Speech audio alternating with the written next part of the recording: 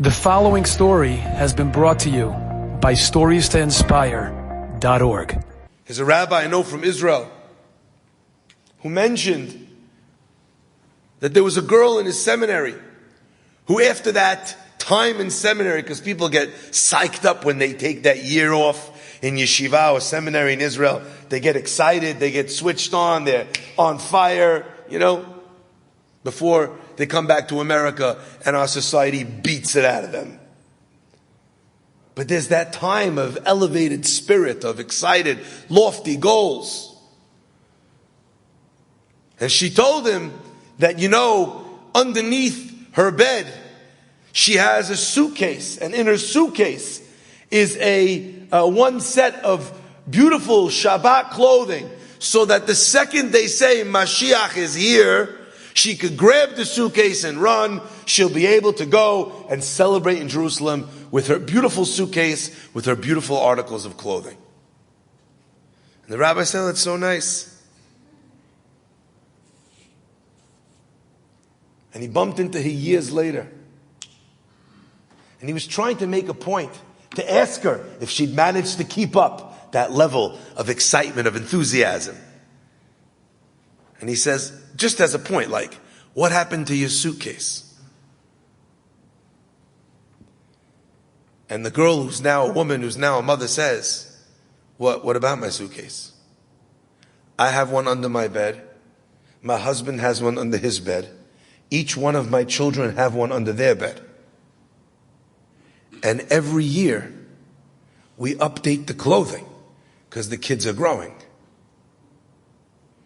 Because you wouldn't be caught dead in what you bought last year, am I right?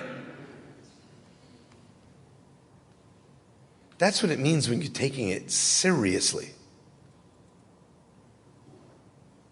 They say a story about the Chafetz Chaim. The Chafetz Chaim once was sitting in the house, and his son-in-law was supposed to come for Shabbat, and they're waiting, and they're nervous, and everyone's going a little bit crazy. It's getting closer and closer to Shabbat, and he's not here yet, and then everyone's worried that they're going to get there on time, and then all of a sudden someone runs into the house of the Chafetz Chaim, and he goes, "He's here!"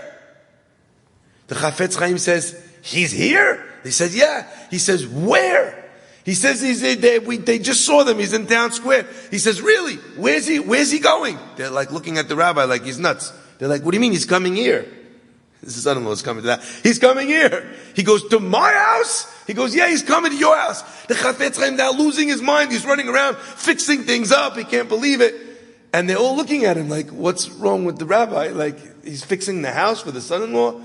And then the door opens and the son-in-law walks in. And they shout out, "Oh, yeah, he's here." And the Chafetz Chaim says, Oh, that's who you meant. First of all, I'd hate to be the son-in-law in that moment. I'm just going to put that out there.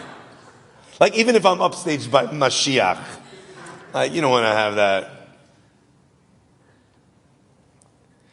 But he had Moshiach on his mind. Now, for you and me, I don't know if you have Moshiach on your mind. Do you have Moshiach on your mind? I think a lot of people have Moshiach on their minds. But maybe in different iterations. And for me, I don't care if you're imagining a white donkey. That's not important to me. I don't care if you're imagining Mashiach's face. I care if you're imagining what Moshiach is supposed to bring. My friends, Mashiach is not about solving our problems. That's not what Mashiach is. That's not what coming home means. Coming home means letaken olam b'malchut shakai. That the world that we're living in right now, this is not God's world. This is not what He had in mind. Bereshit bara Elokim is not what you're looking at. This is not what God made. This is what we made. When we made things all about us, this is what comes. This is what develops. Wanting Mashiach means trying to pull the world back from its trajectory. Enjoyed this story? Come again. Bring a friend. StoriesToInspire.org